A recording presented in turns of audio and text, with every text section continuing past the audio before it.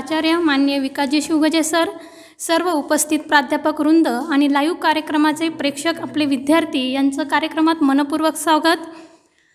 उठा, जागे व्हा आणि तोपर्यंत थांबू नका जोपर्यंत तुम्हाला तुमचे ध्येय मिळत नाही, हा संदेश युवा पिढीला देणारे स्वामी विवेकानंद यांची जयंती राष्ट्रीय युवा दिन म्हणून साजरी केली जाते।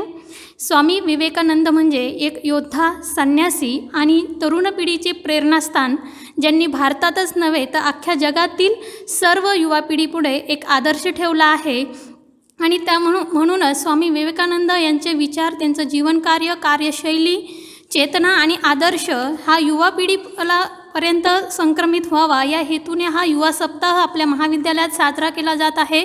आणि त्या निमित्ताने विविध उपक्रमांचे सलग 9 दिवस वेगवेगळ्या कार्यक्रमांचं आयोजन करण्यात आलेलं आहे। आणि या कार्यक्रमाचं काल 12 जानेवारी स्वामी विवेकानंद यांची जयंतीनिमित्त उद्घाटन समारोहाचं पहिलं पुष्प गुंफण्यात आलं। आज या ठिकाणी कार्यक्रमाचं दुसरं पुष्प वित्तीय साक्षरता अभियान या उपक्रमाने या ठिकाणी दुसरं पुष्प गुंफण्यात येत आहेत। तर वित्तीय साक्षरता जे आहे की वित्तीय साक्षरता म्हणजे काय, की प्रत्येकाला जे आहे की पैसा जो आहे, वित्त म्हणजे पैशाचं नियोजन करता येणं किंवा पैशाच्या संदर्भातलं ज्ञान असणं त्याला वित्तीय साक्षरता म्हणता येतं। तर वित्तीय सेवांचा उचित लाभ घेण्यासाठी वित्तीय साक्षरता आवश्यक आहे। बघा, पैसा व्यक्तीला कमवता येऊ शकतो, पैसा कोणीही कमवू शकतो, पण पैशाचं भविष्य काळासाठी त्याचं योग्य नियोजन आणि व्यवस्थापन करणं गरजेचं आहे। पैसा किती खर्च करायचा, कुठे खर्च करायचा आणि कसा खर्च करायचा आणि त्याचा भविष्यामध्ये आपल्या उज्ज्वल भविष्यासाठी जो आहे की आपण पैसा कसा राखून ठेवू शकतो याबाबत जे आहे की आर्थिक साक्षरता किंवा वित्तीय साक्षरता असणं गरजेचं आहे। आणि ह्या वित्तीय साक्षरतेतून जे आहे की व्यक्तीला किंवा समाजात जे आहे की आर्थिक व्यवहार आपण अतिशय चांगल्या पद्धतीने कसं करू शकतो यासाठी वित्तीय साक्षरता आवश्यक आहे। वित्तीय साक्षरतेमुळं आपण चांगले आर्थिक व्यवहार करू शकतो आणि त्यातून आपल्या कुटुंबाची आणि समाजाची, स्वतःची वैयक्तिक आणि त्याचबरोबर कुटुंब आणि समाजाची सुद्धा प्रगती साधता येते। बघा, वित्तीय साक्षरता म्हणजे असं आपण म्हणतो की पैशाच्या संदर्भातले सर्व व्यवहार जे आहे की ह्या पैशाच्या व्यवहाराचा आपल्याला उचित ज्ञान असेल तर त्याला आपण वित्तीय साक्षरता म्हणतो।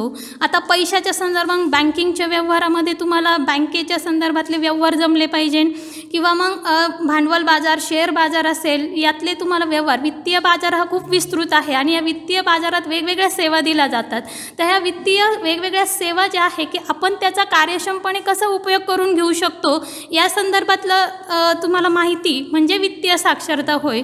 आणि त्याचबरोबर असं जसं पैशाचे व्यवहार आहे त्याचबरोबर तुम्हाला आर्थिक बाबींविषयी सुद्धा माहिती असणं गरजेचं आहे की देशाची अर्थव्यवस्था जी आहे की अर्थव्यवस्थेची कामगिरी कशी आहे, अर्थव्यवस्थेचं कामकाज कसं चालतं आणि अर्थव्यवस्थेमध्ये घडणाऱ्या ज्या काही घटना असतात वेगवेगळ्या त्यांचासुद्धा व्यक्तीच्या आर्थिक व्यवहारावर परिणाम होत असतो। की प्रत्येक व्यक्ती जो आहे की त्या प्रत्येक व्यक्तीचा अर्थशास्त्राशी जवळचा संबंध असतो, कारण की आर्थिक व्यवहार मग ते उत्पादन असेल, उपभोग असेल, बचत असेल, गुंतवणूक असेल, व्यापारी असेल, या प्रत्येक आर्थिक घटकाचा जो आहे की आर्थिक व्यवहारामध्ये सहभाग होत असतो। आणि मग तुम्हाला जे आर्थिक व्यवहार करायचे आहे ते आर्थिक व्यवहार चांगल्या पद्धतीने करण्यासाठी तुमच्याकडे आर्थिक साक्षरता असणं किंवा अर्थव्यवस्थेचं तुमच्याकडं पूर्ण ज्ञान, तुम्हाला अर्थशास्त्र पूर्ण समजलं पाहिजे असं मी म्हणत नाही, पण ज्या आर्थिक व्यवहारांसाठी ज्या काही ठळक बाबी आहे अर्थशास्त्रातल्या, ज्या काही वेगळ्या संकल्पना ज्या आर्थिक व्यवहारांशी संबंधित असतात, व्यक्तीला त्याचे स्वतंत्र आर्थिक निर्णय घेण्यासाठी ज्या आर्थिक बाबी तुम्हाला उपयुक्त ठरू शकतात, अशा गोष्टींचं ज्ञान तुम्हाला मिळणं तर त्याला मी आर्थिक साक्षरता म्हणू शकते। म्हणून अर्थव्यवस्थेची माहिती मिळणं हा सुद्धा आर्थिक साक्षरतेचा एक महत्त्वाचा भाग आहे। बघा, आपण अर्थव्यवस्थेची सद्यस्थिती जर बघितली तर त्यामध्ये वारंवार म्हटलं जातं की अर्थव्यवस्था मागील 2 वर्षापासून अर्थव्यवस्था मंदावलेली आहे, अर्थव्यवस्थेमध्ये घसरण आहे, GDP दर, ग्रोथ रेट ज्याला म्हटलं जातो की तो खालावलेला आहे। तर सर्वसामान्य माणसांसाठी जे आहे की ह्या संकल्पना खूप वेगळ्या वाटतात की नेमकं GDP म्हणजे काय, किंवा बँकिंग क्षेत्रामध्ये सुद्धा वेगवेगळे आर्थिक घडामोडी होत असतात की रेपो रेट बदलतो, रिव्हर्स रेपो रेट बदलतो, बँक दर बदलतो, व्याजदरात बदल होता आणि त्या सगळ्यांचा परिणाम व्यक्तिगतरित्या जे आहे की आर्थिक निर्णय, एखादा व्यापारी असेल, व्यावसायिक असेल किंवा व्यक्तीला बचत, गुंतवणूक यामध्ये सुद्धा या सगळ्या गोष्टींचा जो आहे की परिणाम होत असतो। मग आता ह्या अर्थशास्त्रातल्या ह्या महत्त्वाच्या ज्या संकल्पना आहे, आता GDPचं जर आपण उदाहरण घेतलं तर GDP म्हणजे काय, सर्वसामान्यांच्या दृष्टीकोने विचार जर केला तर GDP म्हणजे काय, तर GDP काय आहे की ग्रोथ रेट जे आहे की आर्थिक विकासाचा एक महत्त्वाचा निर्देशांक, की अर्थव्यवस्थेचं आकारमान त्याच्यात मोजलं जातं, की 1 वर्षाच्या कालखंडात देशात जेवढ्या वस्तू सेवा उत्पादित होतात त्याचं जे बाजार मूल्य असतं, मग प्राथमिक क्षेत्र, दुय्यम क्षेत्र, तृतीय क्षेत्र असन, या तिन्ही क्षेत्रांचं जी काही वाटा असतो त्याला मिळून GDP किंवा स्थूल राष्ट्रीय उत्पादन म्हटलं जातं. आणि या स्थूल राष्ट्रीय उत्पादनातून काय केलं जातं की अर्थव्यवस्थेचा विकास मोजला जातो, अर्थव्यवस्थेची स्थिती सांगितलं जातं, की अर्थव्यवस्थेचं कामकाज कसं चालू आहे हे आपल्याला या GDPवरून समजतं, किंवा ह्या GDPवरून अर्थव्यवस्थेचा विकास दर मोजला जातो. तर अशा वेगवेगळ्या संकल्पना ज्या आहे की ह्या आपण आर्थिक साक्षरतेच्या माध्यमातून समजून घेऊ शकतो. आणि ह्याच आर्थिक साक्षरतेबाबत किंवा वित्तीय साक्षरतेबाबत आता आपल्या महाविद्यालयातील प्राध्यापक डॉक्टर संतोष आवताडे सर आपल्याला मार्गदर्शन करणार आहेत. तसेच महाविद्यालयाचे प्राचार्य व कार्यक्रमाचे अध्यक्ष हे सुद्धा आपल्या व्याख्यानातून आर्थिक साक्षरतेचं महत्त्व सांगणार आहेत. तर मी माझं लांबलेलं थोडं प्रास्ताविक या ठिकाणी थांबवते. जय हिंद.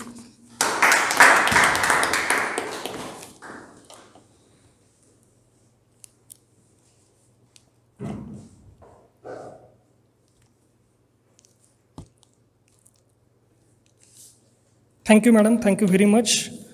आपण प्रास्ताविकाच्या स्वरूपातून कार्यक्रमाचा हेतू तसेच कार्यक्रमाची रूपरेषा आणि थोडक्यात आपलं मनोगत आज या ठिकाणी मांडलं, त्याबद्दल आपले आभार. कार्यक्रमाला योग्य दिशा आणि मार्गदर्शन करण्याची गरज असते, तर त्यासाठी आपल्या कार्यक्रमासाठी आज जे प्रमुख पाहुणे म्हणून लाभलेले आहेत ते डॉक्टर संतोष आवताडे सर. तर यांनी आपल्या या कार्यक्रमामध्ये आपल्याला मार्गदर्शन करावं असं मी त्यांना विनंती करतो.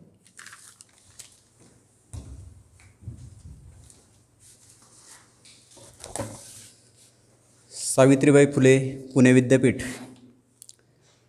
आणि श्री साईबाबा संस्थान विश्वस्त व्यवस्था शिर्डी संचलित श्री साईबाबा महाविद्यालय, राष्ट्रीय सेवा योजना विभाग आणि विद्यार्थी कल्याण मंडळ यांच्या संयुक्त विद्यमानं आपण दिनांक 12 जानेवारी हा दिवस स्वामी विवेकानंद जयंती आणि राजमाता जिजाऊ यांची जयंती या ठिकाणी साजरी केलेली आहे. आणि त्याचबरोबर विद्यापीठाच्या परिपत्रकानुसार आपल्याला हा जो सप्ताह आहे 12 ते 18 जानेवारी हा सप्ताह राष्ट्रीय युवा दिन म्हणून या ठिकाणी साजरा करायचा आहे. त्यातील पहिला दिवस हा या ठिकाणी महत्त्वाचा मुद्दा आहे. जर आपण एक 25 वर्षापूर्वीचा काळ पाहिला तर त्यावेळी आपल्याला लिहिता वाचता आलं तर आपल्याला साक्षर समजलं जायचं. एक साधारणतः 5-10 वर्षापूर्वीचा कालखंड आहे, त्यावेळेस जर आपल्याला संगणक वापरता येत असेल तर आपल्याला साक्षर समजलं जायचं. आणि आजचा काळ असा आहे की आपल्याला जर वित्तीय संदर्भातील माहिती असेल, ज्ञान असेल तर आपण त्या व्यक्तीला साक्षर समजू शकतो. म्हणजे साक्षरतेची जी व्याख्या आहे ती कालानुरूप या ठिकाणी बदलत चाललेली आहे. आणि आज आपल्याला वित्तीय साक्षरता, आपल्याला लिहिता वाचता येतं, संगणक येतं, परंतु वित्तीय साक्षर आहोत का आपण, हा मोठा प्रश्न आहे. आपण जर उघड्या डोळ्याने या ठिकाणी समाजामध्ये ऑब्झर्वेशन केलं, निरीक्षण केलं तर आपल्या असं लक्षात येतं की खूप चांगले शिकलेली लोकदेखील वित्तीय निरक्षर आहेत. याचं सोपं साधं उदाहरण जर तुम्हाला पाहायचं असेल तर काहीच नाही, फक्त चांगल्या एखाद्या ज्या बँकेमध्ये भरभरून गर्दी असते अशा बँकेमध्ये जायचं आणि 1 तासभर बसून राहायचं, निरीक्षण करायचं फक्त बसून. त्या ठिकाणी बसल्यानंतर, निरीक्षण केल्यानंतर आपल्या लक्षात येतं की अगदी सुटाबुटात येणारी माणसं देखील वित्तीय निरीक्षर असतात. पैसे काढण्यासाठी कोणती स्लिप भरायची, पैसे भरण्यासाठी कोणती स्लिप भरायची, कोणत्या कॉलममध्ये काय लिहायचं हे देखील आपल्याला माहीत नसतं. आणि आपण त्यांना सहज विचारलं की आपलं शिक्षण काय आहे तर अगदी ग्रॅज्युएट झालेले असतात, परंतु त्यांना या संदर्भातलं ज्ञान नसतं. त्या व्यक्तींना आपण निरक्षर म्हणायला हरकत नाही असं माझं प्रामाणिक मत आहे. जर आपण एवढं या ठिकाणी पदवी पदव्युत्तर शिक्षण घेतो आणि आपल्याला या साध्या साध्या गोष्टींबद्दल जर माहीत नसेल तर आपण एका अर्थाने निरक्षर आहोत. आणि म्हणून आजचा जो विषय आहे तो विषय तसा खूप मोठा आहे. ह्या विषयाच्या कक्षा ह्या अतिशय मोठ्या रुंदावलेल्या आहेत. या विषयावर आपण बोलू तितकं कमी आहे, कारण हा विषय छोटा नाही, हा आर्थिक विषय आहे, वित्तीय विषय आहे. आपण ज्या बाजूनं या ठिकाणी त्या विषयाचा विचार करू त्या बाजूनं हा विषय तितकाच या ठिकाणी वाढत जाणार आहे. परंतु या विषयाला फार न लांबवता अगदी थोडक्यात हा विषय मी आपणासमोर मांडत आहे. आजची जी तरुण पिढी आहे या तरुण पिढीला वित्तीय साक्षरतेची गरज आहे का, हा पहिला प्रश्न आहे. तर ह्या तरुण पिढीला वित्तीय साक्षरतेची अतिशय गरज आहे. कारण आपण या ठिकाणी पाहतो आहोत की प्रत्येक गोष्टीसाठी आज आपल्याला पैशाची गरज असते आणि प्रत्येक गोष्टीसाठी हा पैसा लागतोच. प्रत्येक गोष्टीमधून पैसा कमवला जाऊ शकतो, परंतु जोपर्यंत पैशाचं महत्त्व आपल्याला समजत नाही तोपर्यंत पैसा कमवण्यापेक्षा पैसा खर्च करण्यातच जास्त मजा वाटते. परंतु आईवडील आपल्याला महिनाभरासाठीचा जो खर्च देतात किंवा महिनाभरासाठी खर्चण्यासाठी जे पैसे देतात ते पैसे आपले 2 ते 3 दिवसामध्येच संपून जातात. कारण प्रत्येक गोष्ट आपण पैशामध्ये मोजत असतो आणि त्या प्रत्येक गोष्टीची किंमत आपण पैशामध्येच करतो. पण पैशाची किंमत कशात करायची हे आपल्याला आजपर्यंत कुणीही समजून सांगितलेलं नसतं. त्यामुळे पैसे कसे खर्च करायचेत, कुठे खर्च करायचेत, किती खर्च करायचेत याबाबत आपल्याला ज्ञान नसतं किंवा त्याची माहिती देखील नसते. सर्वांचे पैशाबद्दलचे मत असेच आहे की बऱ्याच मुलांना हे समजत नाही की त्यांच्या पालकांनी पैशासाठी किती कठोर परिश्रम घेतलेले आहेत. जोपर्यंत आपल्याला आईवडिलांकडून पैसे मिळतात तोपर्यंत आपल्याला त्याचं महत्त्वही समजत नाही. पैसे कमवण्यासाठी किती धडपड करावी लागते हे स्वतः आपण ज्या वेळेला पैसे कमवायला सुरुवात करतो त्यावेळेला आपल्याला ते समजायला लागतं. आणि कोणत्याही गोष्टीचं महत्त्व समजण्यासाठी आपल्याला त्या गोष्टींमध्ये काही धक्के खाल्ल्याशिवाय, काही ठेचा लागल्याशिवाय तिचं महत्त्वही आपल्याला समजत नाही. आणि ठेचा लागल्याशिवाय आपल्याला मेंदूलाही जाग येत नाही. कारण जोपर्यंत आपल्याला ठेच लागत नाही तोपर्यंत आपण सुप्त अवस्थेमध्ये असतो. ज्या वेळेला आपल्याला ठेच लागते त्यावेळेला मग आपला मेंदू या ठिकाणी विचार करायला सुरुवात करतो. पैसे काय आहेत आणि पैशाच्या सहाय्यानं आपण काय करू शकतो, पैसे कुठे आणि कशासाठी खर्च करायला हवेत या गोष्टीचं ज्ञान म्हणजेच आर्थिक साक्षरता आहे. आणि भविष्याच्या दृष्टीनं पैशाचं नियोजन करणं ही सुद्धा एक आर्थिक साक्षरतेमध्येच मोडलं जातं किंवा गणलं जातं. आर्थिक परिस्थितीनुसार आर्थिक नियोजन करणे गरजेचे आहे. आपण खर्च कमी करून पैसे कसे वाचवू शकतो याची जाणीव करून देणे गरजेचे आहे. पैशाची बचत कशी करावी ह्या सर्व गोष्टी आर्थिक साक्षरतेचे ज्ञान प्राप्त केल्यावरच समजतात. पैशाची गुंतवणूक कोठे करावी, विविध वित्तीय साधने काय काय आहेत, विविध मालमत्ता काय आहेत की ज्या ठिकाणी आपण पैसा गुंतवू शकतो त्याबद्दल आपल्याला ज्ञान असणं गरजेचं आहे. ते ज्ञान आपल्याला असेल तरच आपण आर्थिक निर्णय योग्य पद्धतीनं घेऊ शकू. आर्थिक साक्षरतेचे ज्ञान आपल्याजवळ नसणे म्हणजे आर्थिक समस्यांना आपण निमंत्रणच दिल्यासारखे आहे. जर आपल्याला त्याच्यातलं ज्ञान नसेल आर्थिक बाबींचं तर आपण समस्या आपल्या हाताने ओढून घेतो आणि मग ते आपल्याला या ठिकाणी त्या समस्यांचा सामना करत सामना करावा लागतो.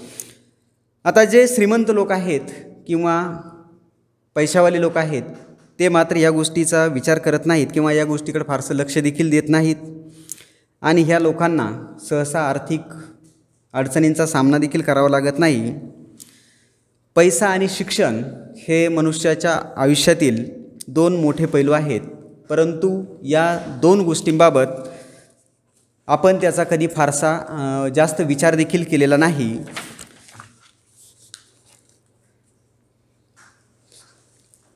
गरीब, श्रीमंत किंवा वृद्ध या सर्वांनाच आर्थिक साक्षरता का महत्त्वाची आहेत याची काही कारणं या ठिकाणी मी तुम्हाला सांगू इच्छितो.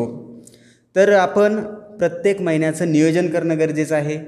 आपल्याला प्रत्येक महिन्याला किती उत्पन्न मिळतं आणि आपण खर्च किती करतो याचं नियोजन आपण महिन्याच्या सुरुवातीलाच करणं गरजेचं आहे. जसं की आपल्याला या ठिकाणी महिनाभर आवश्यक असणाऱ्या ज्या गोष्टी आहेत त्या काय काय आहेत.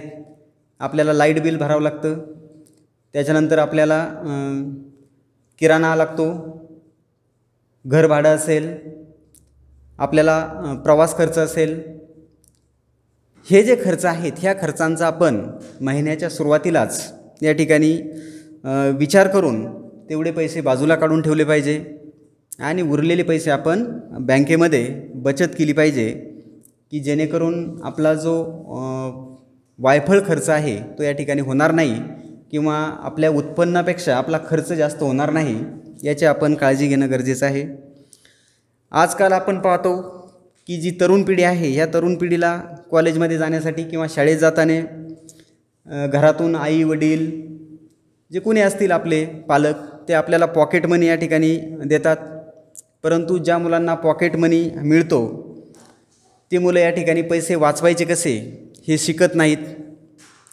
परंतु लहान वयातच जर आपण त्यांना बचत करायची सवय लावली आणि बचतीला जर प्रोत्साहन दिलं तर त्यांना तरुण वयामध्ये बचत कशी करायची याचं चांगल्या पद्धतीनं नियोजन करता येऊ शकतं.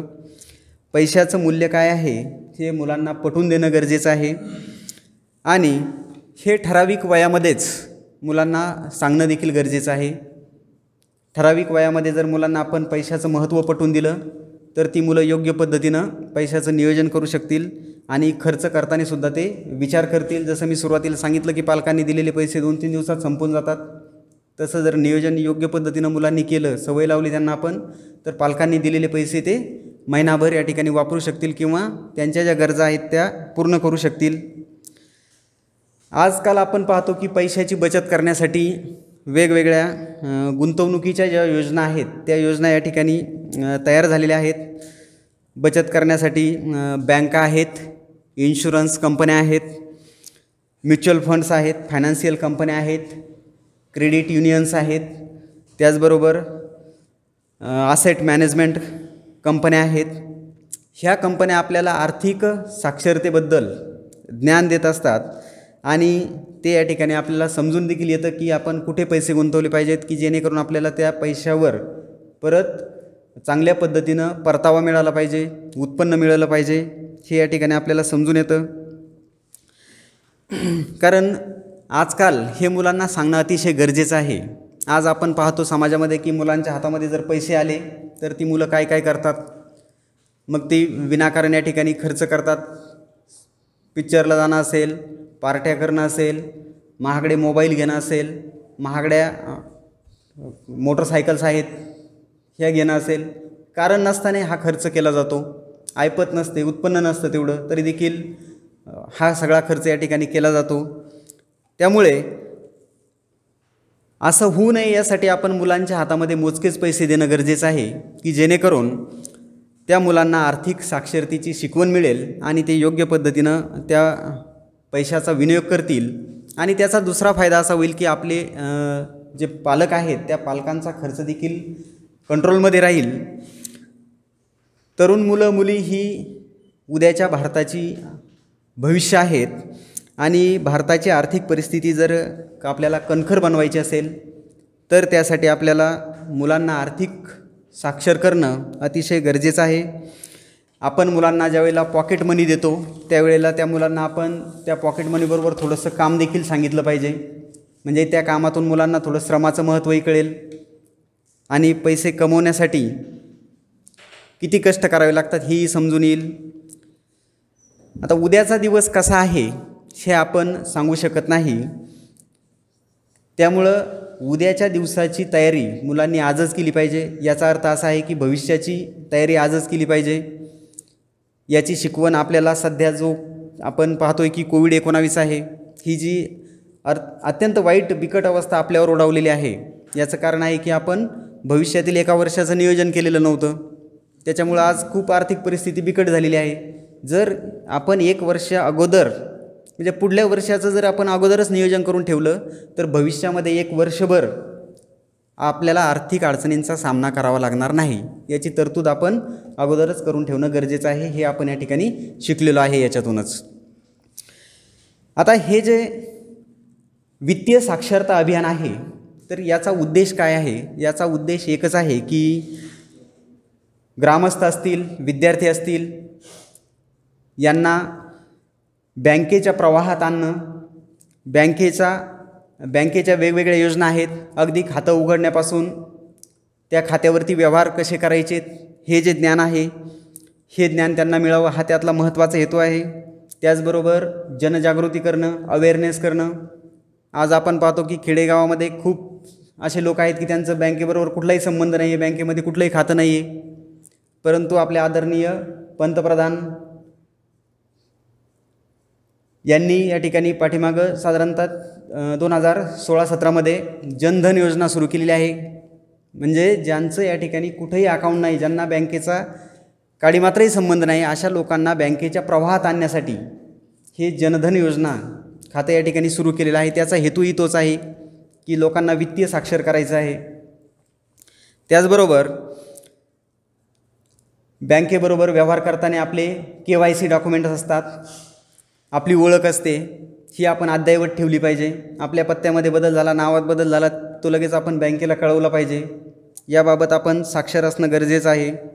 बँकेविषयी जर आपली काही तक्रार असेल, काही अडचणी असतील, तर बँक लोकपाल असतो, त्याच्याकडे आपण तक्रार करणं गरजेचं असतं. ती कशी करायची, कुठे करायची, याचंही आपल्याला ज्ञान नसतं. या सगळ्या गोष्टी आपल्याला शिकणं गरजेचं आहे.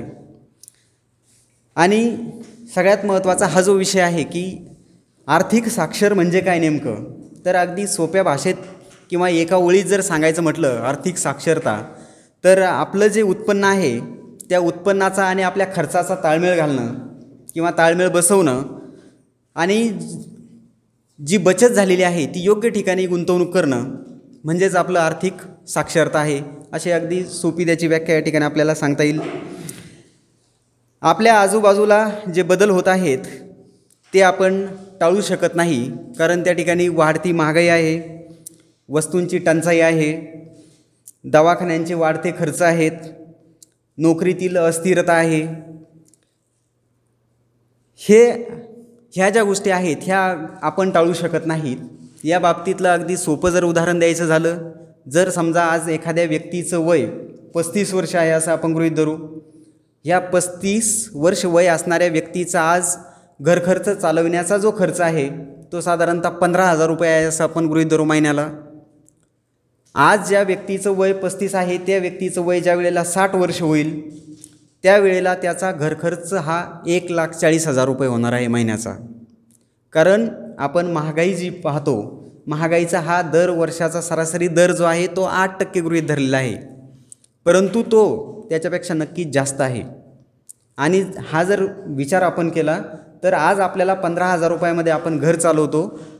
आपण ज्यावेळेला 60 वर्षाचं होऊ त्यावेळेला आपल्याला 1,40,000 रुपये लागणार आहेत महिन्याला आपल्याला घर चालवण्यासाठी.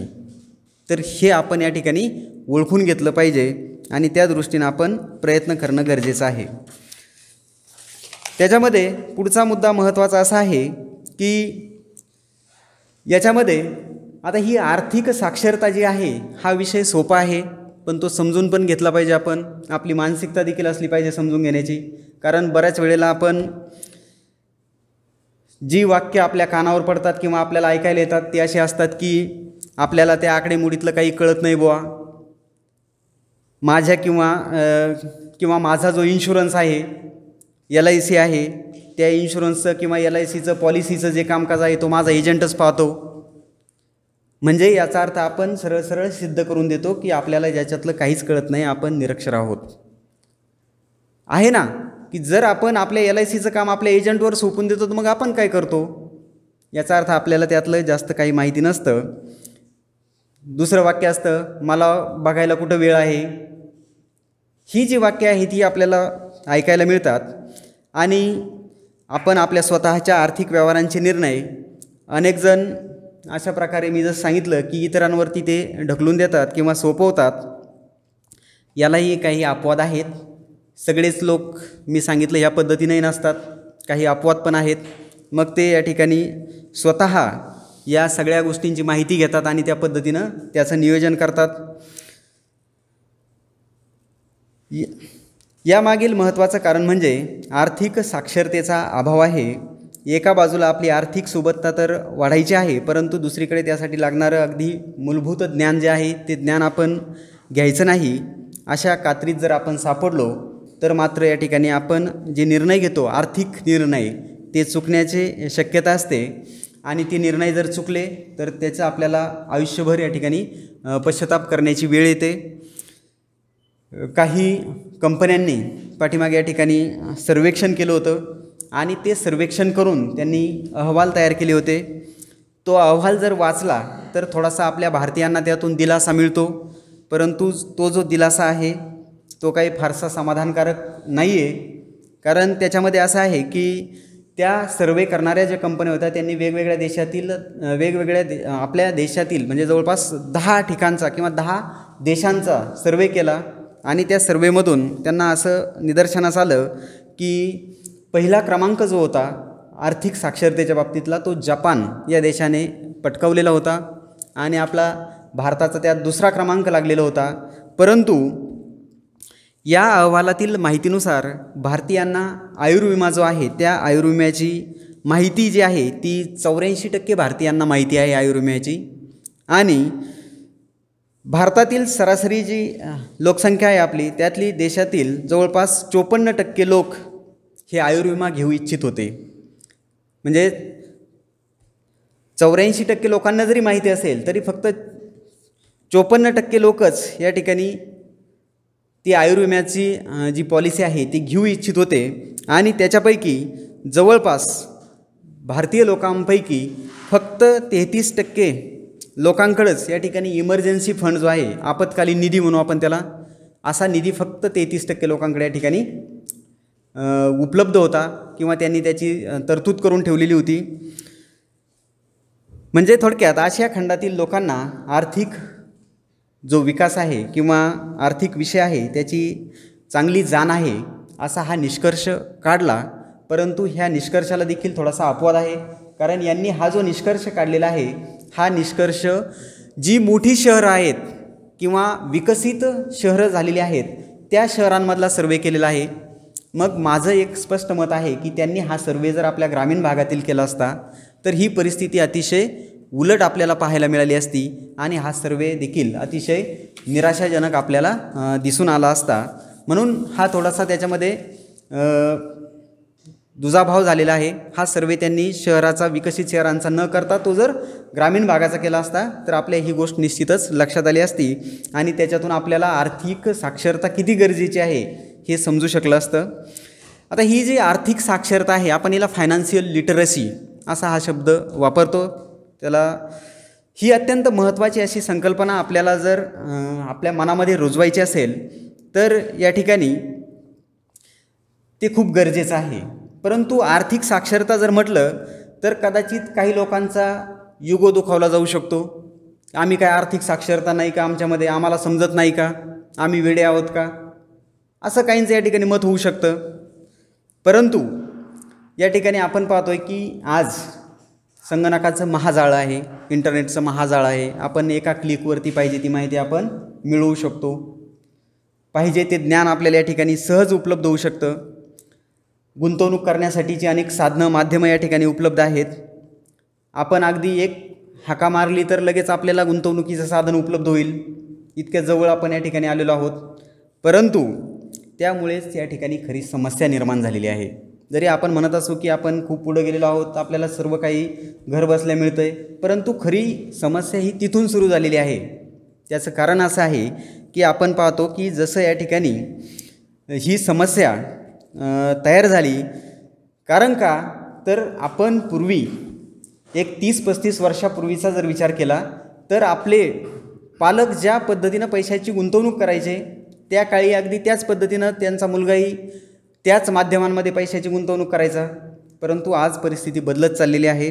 आज या ठिकाणी गुंतवणुकीची अमर्याद साधनं आपल्यापर्यंत आलेली आहेत आणि ही साधनं या ठिकाणी चांगला नफा देखील आपल्याला देऊन जातात. परंतु या ठिकाणी सगळ्यात महत्त्वाचा मुद्दा असा आहे की जसं आपल्याला अनेक साधनं उपलब्ध झाली, त्या साधनांमधून अनेक समस्या देखील आपल्यापर्यंत आलेल्या आहेत. अगदी खोटी आश्वासनं देऊन आपल्याला या ठिकाणी भुरळ पाडली जाते, फसवलं जातं. वेगवेगळ्या योजना, अतिशय लोभाच्या योजना आपल्याला दाखवल्या जातात. फार मोठी आपल्याला गुंतवणूक न करता अतिशय कमी कालावधीमध्ये अतिशय चांगला परतावा देणाऱ्या योजना आपल्यापर्यंत आणल्या जातात आणि त्याच्यातून या ठिकाणी आपली आर्थिक फसवणूक देखील केली जाते. मग या ठिकाणी खोट्या असतील, फसव्या असतील, ह्या ज्या योजना आहेत, ग्राहकांना लुबडणाऱ्या काही कंपन्या त्याच्यात सामील झालेल्या आहेत ऑनलाईन पद्धतीमध्ये. त्याला आपण ई ट्रान्झॅक्शन असं म्हणतो, ई कॉमर्स म्हणतो. आता सध्या ई कॉमर्स हे खूप मोठं आणि प्रभावित क्षेत्र आहे. आज आपल्याला कुठलीही वस्तू घरबसल्या आपण लगेच ऑर्डर करू शकतो आणि 2 दिवसांनी वस्तू आपल्या घरी येते. परंतु त्याच्यामध्ये एक खूप मोठा तोटा आहे की आपण आपले डेबिट कार्ड असेल, क्रेडिट कार्ड असेल, आपले बँक डिटेल्स असतील, हे सगळे आपण स्वतःहून त्या कंपन्यांना प्रोव्हाइड पुरवतोय आणि भविष्यात ती माहिती सुरक्षित राहील याची अजिबातही खात्री नाही. आपण अनेक वेळेला पेपरमध्ये बातम्या वाचतो, टी व्हीवर बातम्या पाहतो की आपल्या खूप सारा डेटा लीक झालेला आहे. भविष्यात आपले बँक अकाउंट रिकामे व्हायला या ठिकाणी वेळ लागणार नाही. आणि आजही खूप सारे आपण समाजामध्ये पाहतो की सहज चर्चा करताना बरेच लोक म्हणतात की माझं या ठिकाणी ATMमधून पैसे काढले, बँकेतल्या अकाउंटमधून पैसे काढले. याचं कारण आहे की आपण आपली माहिती अगोदरच दिलेली आहे. नकळत आपल्याला ते लक्षात येत नाही, पण आपण ही सगळी माहिती अगोदरच देऊन बसलेलो आहोत आणि त्याचे हे परिणाम या ठिकाणी आपल्याला पाहायला मिळत आहेत. आज आपण पाहतो की आपल्याला कायमची नोकरी किंवा नोकरीनंतर निधना होईपर्यंत आपलं म्हणजे मृत्यूपर्यंत म्हणू आपण असा पेन्शन असा कोणताही प्रकार आज या ठिकाणी अस्तित्वात राहिलेला नाही. हे फक्त आता स्वप्न राहिलेलं आहे आपल्याला पाहण्यासाठीचं की आपण या ठिकाणी नोकरी करू, रिटायर होऊ, मग मरेपर्यंत आपल्याला पेन्शन मिळेल. हे सगळं आता या ठिकाणी संपत चाललेलं आहे. आपण जर धंदा करायला गेलो, व्यवसाय करायला गेलो तर त्या ठिकाणी देखील स्पर्धेविना कुठलाही व्यवसाय आपण करू शकत नाही. आणि ही सगळी परिस्थिती जर आपल्याला हाताळायची असेल, त्यातून आपल्याला बाहेर निघायचं असेल तर आपल्याला आर्थिक साक्षर असणं गरजेचं आहे. आणि जर आपण आर्थिक साक्षर झालो नाही तर आयुष्याच्या प्रत्येक टप्प्यावरती या ठिकाणी आपल्याला त्याचे घातक जे परिणाम आहेत ते परिणाम या ठिकाणी आपल्याला भोगावे लागतील. आता आर्थिक साक्षरता मी सांगत आहे, त्याच्यामध्ये आर्थिक साक्षरता म्हणजे फक्त बँका, पैसे याचा समावेश होतो असा नाही. मी पहिल्यांदा सांगितलं की हा विषय खूप मोठा आहे. त्याच्यामध्ये पुढचा मुद्दा येतो तो म्हणजे ज्या चालू आर्थिक घडामोडी आहेत त्या देखील आपल्याला माहीत पाहिजे, ते वाचण्याची सवय पाहिजे, तर आपण आर्थिक साक्षर आहोत असं म्हणता येईल. त्याचं एक छोटंसं उदाहरण देतो. आजचीच बातमी आहे, RBIने, रिझर्व्ह बँक ऑफ इंडियाने आणखीन एका सहकारी बँकेचा परवाना निलंबित केलेला आहे. म्हणजे साधारणतः मागल्या 2-4 महिन्यामध्ये आणि आता जानेवारीचा पहिलाच या ठिकाणी म्हणजे 2021चा पहिलाच महिना सुरू आहे. आज रोजीपर्यंत 6 सहकारी बँकांचे परवाने RBIनं, रिझर्व्ह बँकेनं निलंबित केलेले आहेत. बँकिंग परवाने काढून घेतलेले आहेत. हे आपल्याला माहीत पाहिजे. हाही त्याच्यातलाच एक भाग आहे. त्याच्यानंतर या ठिकाणी अनेक जण शेअर्स, म्युच्युअल फंड्स किंवा एखादी सिस्टमॅटिक इन्व्हेस्टमेंट प्लॅन जे आहेत, कमोडिटीज आहेत, याच्यामध्ये गुंतवणूक करतात. गुंतवणूक करणं वाईट नाही आहे, परंतु त्याचा अभ्यास करणं देखील तितकंच गरजेचं आहे. आपण जर योग्य पद्धतीनं त्याच्यामध्ये अभ्यास केला आणि जर गुंतवणूक केली तर आपण चांगला परतावा मिळू शकतो. परंतु अनेक लोक असे आहेत की कुणीतरी सांगितलं या कंपनीचे शेअर्स चांगले आहेत, आपण लगेच पैसे भरतो आणि शेअर्स खरेदी करतो. परंतु आपण स्वतः या ठिकाणी त्याचा अभ्यास करणं गरजेचं आहे. त्या ठिकाणी आपण पैसे गुंतवल्यानंतर ते कोणत्या सेक्टरमध्ये जाणार आहेत आणि त्या सेक्टरला भवितव्य काय आहे त्याच्यावरती आपण थोडासा अभ्यास करणं गरजेचं आहे. तरच आपल्याला चांगला परतावा मिळू शकेल. अन्यथा खूप सारे लोक आपण पाहतो की शेअर मार्केटमध्ये पैसे गुंतवतात, जेवढे गुंतवले तेवढे पण परत मिळत नाहीत. आणि काही लोक थोडेफार लकी असतात, त्याच्यामध्ये गुंतवलेल्या पैशातून आपल्याला चांगला परतावा मिळतो, चांगले रिटर्न्स मिळतात, ते लकी असतात. परंतु या ठिकाणी जर अभ्यास केला तरच आपण त्याच्यावर चांगल्या पद्धतीनं परतावा मिळू शकतो. म्हणून हे आपण स्वतः पाहून खरेदी करणं गरजेचं आहे. येथे अनेकांना प्रश्न म्हणजे अनेक प्रश्न या ठिकाणी येतात की बऱ्याच वेळेला आपण पाहतो की अनेक लोक म्हणतात शेअर मार्केटमध्ये पैसे गुंतवतात, पण अभ्यास करायचं म्हटलं की ते म्हणतात आम्हाला त्या विषयामध्ये काही समजत नाही, त्या विषयामध्ये आम्हाला रस नाही, अशी त्यांची वाक्य या ठिकाणी आपल्याला ऐकायला येतात. परंतु आजची आपण आर्थिक स्थिती जर बघितली तर ही आर्थिक साक्षरता ही आपली चॉईस नाही राहिलेली, तर ती आपली आज या ठिकाणी गरज झालेली आहे.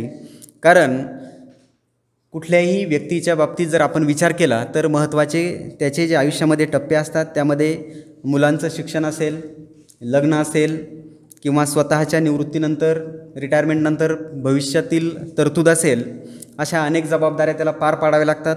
आणि ह्या जबाबदाऱ्या पार पाडत असतानाच अनेक संधी त्याच्यासमोर उपलब्ध आहेत, अनेक प्लॅन्स त्या ठिकाणी कंपन्या घेऊन दारात हजर आहेत गुंतवणूक करण्यासाठीच्या.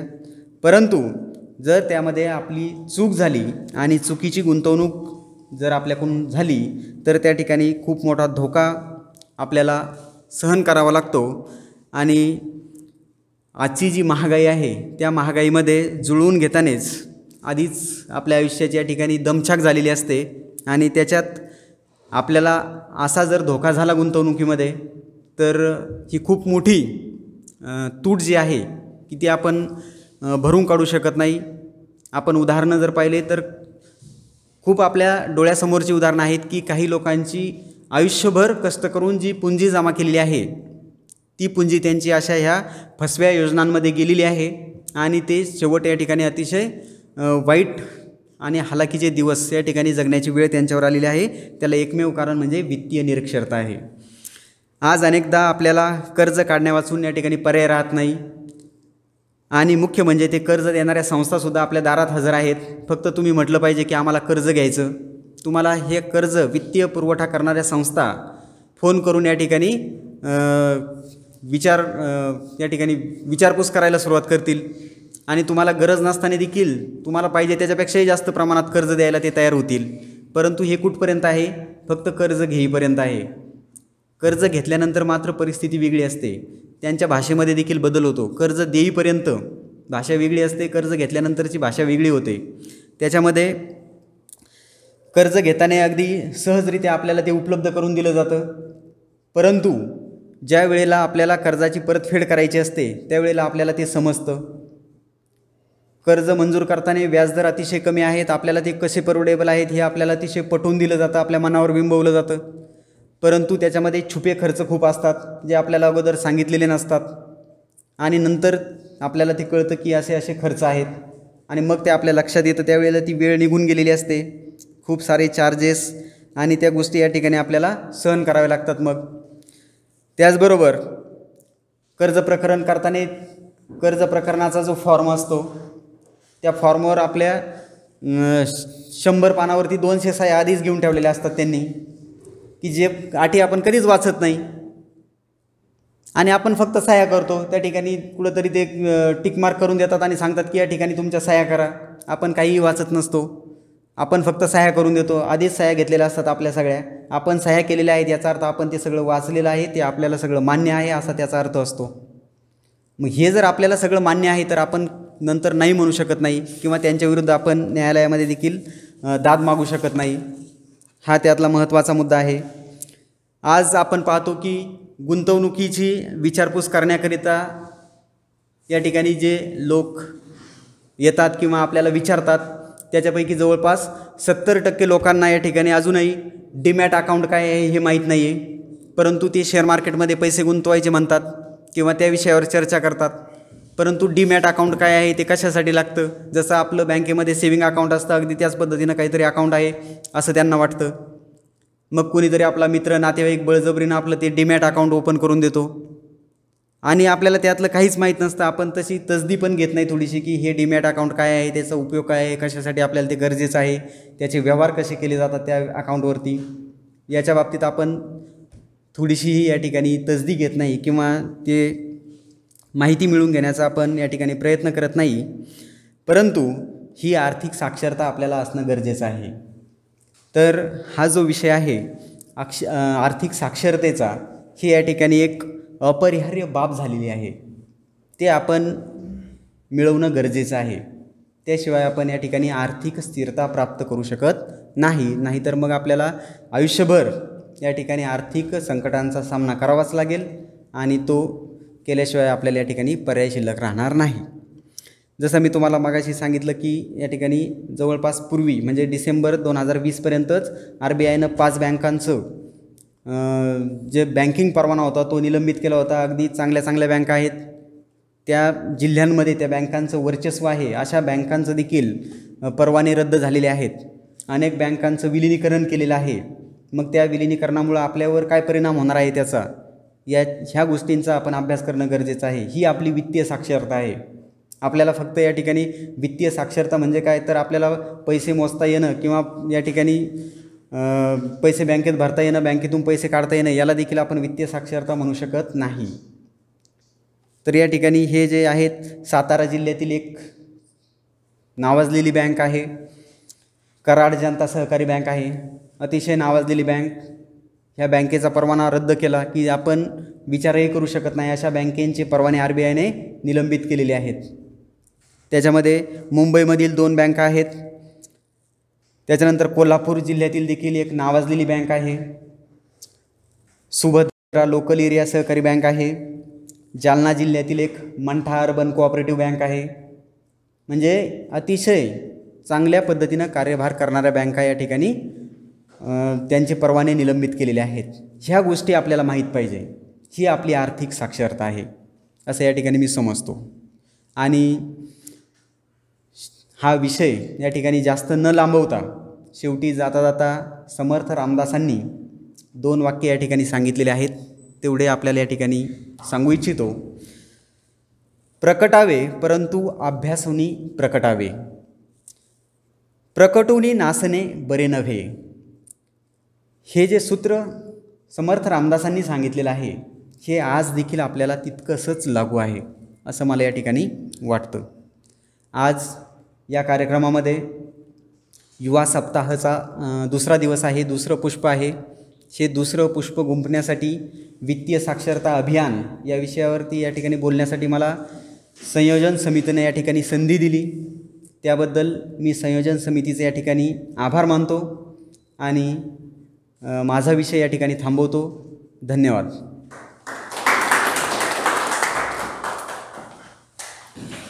धन्यवाद सर. आपण केलेले मार्गदर्शन हे आम्हाला नक्कीच मोलाचं ठरणार आहे. आपण वित्तीय नियोजन कसे करावे, पैशाची गुंतवणूक कुठे करावी, सगळं व्यवस्थित आम्हाला समजून सांगितलं. त्याबद्दल खूप खूप आभार. यानंतर आपल्या महाविद्यालयाचे प्राचार्य आदरणीय विकासजी शिवगजे सर यांना मी विनंती करतो की त्यांनी अध्यक्षीय मनोगत व्यक्त करावं.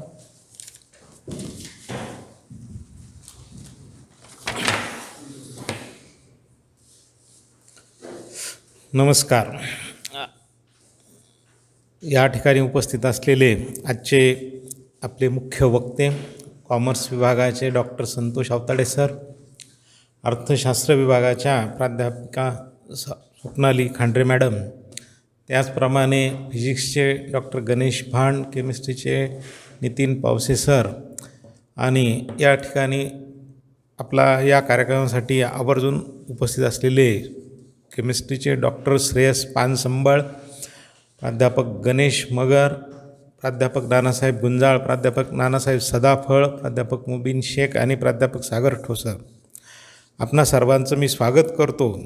आज आपला हा या ठिकाणी युवा सप्ताहाचा दुसरा दिवस, दुसरं पुष्प गुंफण्यासाठी वित्तीय साक्षरता अभियान हा विषय आपण निवडलेला आहे.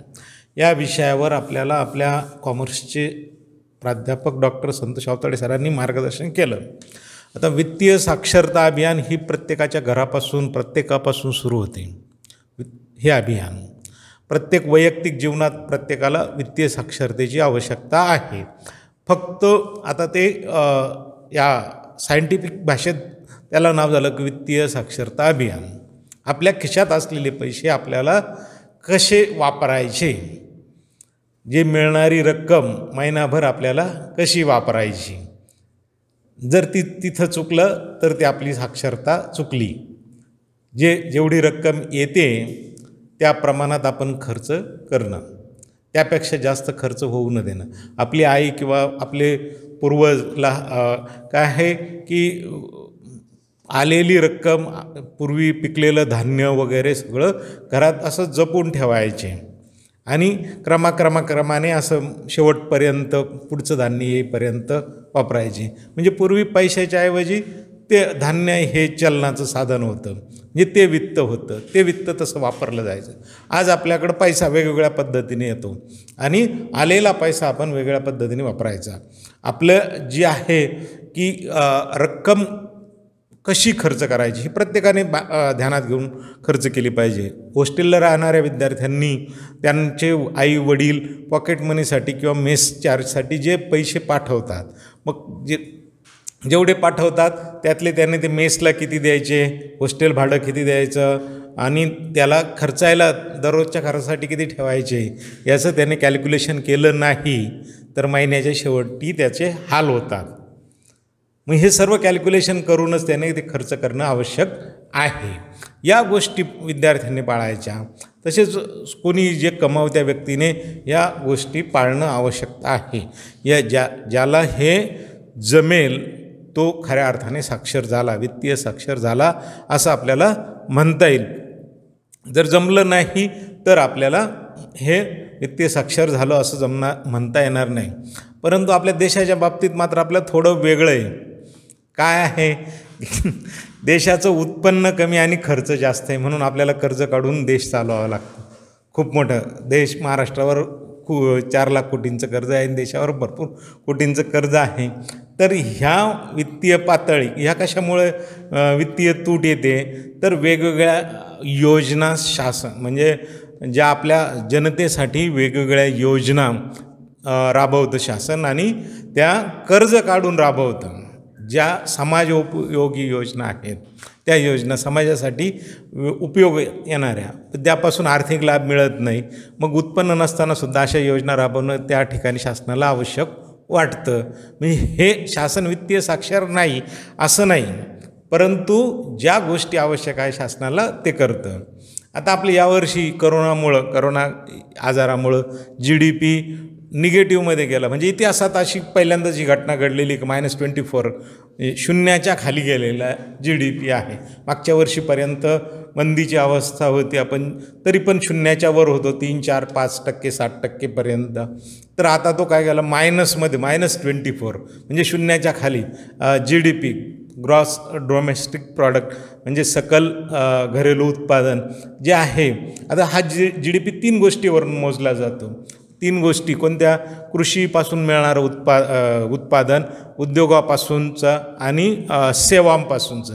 देशातल्या ह्या 3 गोष्टी कृषी, उद्योग आणि सेवा या 3 गोष्टींपासून देशाला काय उत्पन्न मिळालं त्यापासून त्यानुसार त्या देशाचा GDP ठरलो.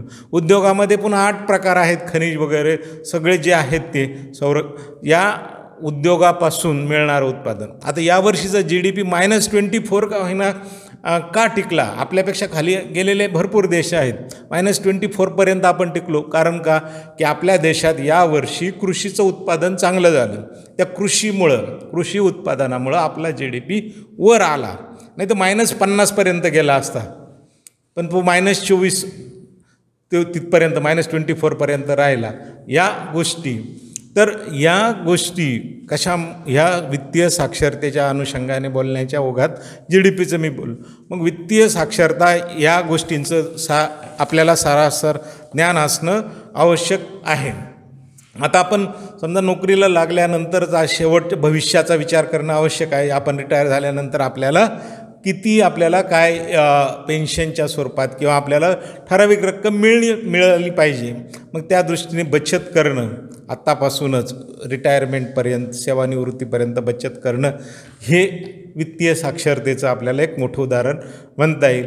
की त्या गोष्टी करता आपल्या ज्या आता आपण जे उत्पन्न कमवतो त्यातला छोटासा काहीतरी भाग आपल्या भविष्यासाठी राखून ठेवणं आवश्यक आहे. या गोष्टी केल्या तरच आपण वित्तीय साक्षर झालो असं मी या ठिकाणी म्हणेल. आणि या ठिकाणी मी जास्त न लांबवता आजच्या या विषयाच्या अनुषंगाने एवढं बोलून मी माझे 2 शब्द संपवतो. धन्यवाद.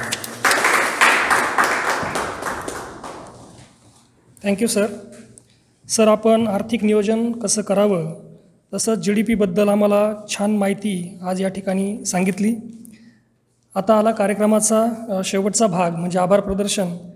मी आपल्या महाविद्यालयातील केमिस्ट्री विभागातील डॉक्टर पानसंबळ सरांना विनंती करतो की त्यांनी आभार प्रदर्शन व्यक्त करावं. श्री साईबाबा संस्थान विश्वस्त व्यवस्थापन समितीचे संचलित श्री साईबाबा महाविद्यालय आयोजित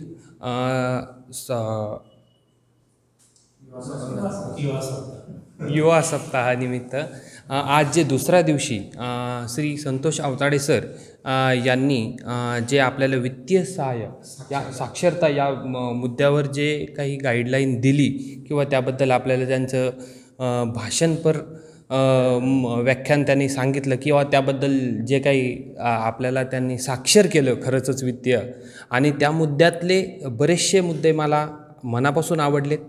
त्या मुद्द्यात एक होता की आयुर्विमाबद्दल खरंचच बऱ्याच गोष्टींना बऱ्याच माणसांना किंवा बऱ्याच व्यक्तींना आयुर्विम्याबद्दल तेवढी माहिती नाही आहे याचा मी स्वतः अनुभव घेतलेला आहे आणि बऱ्याच गोष्टी यातूनही मला लक्षात आल्या.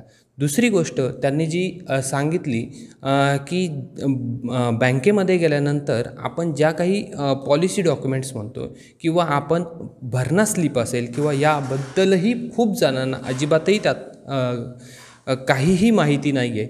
हेही तितकंच योग्य आहे.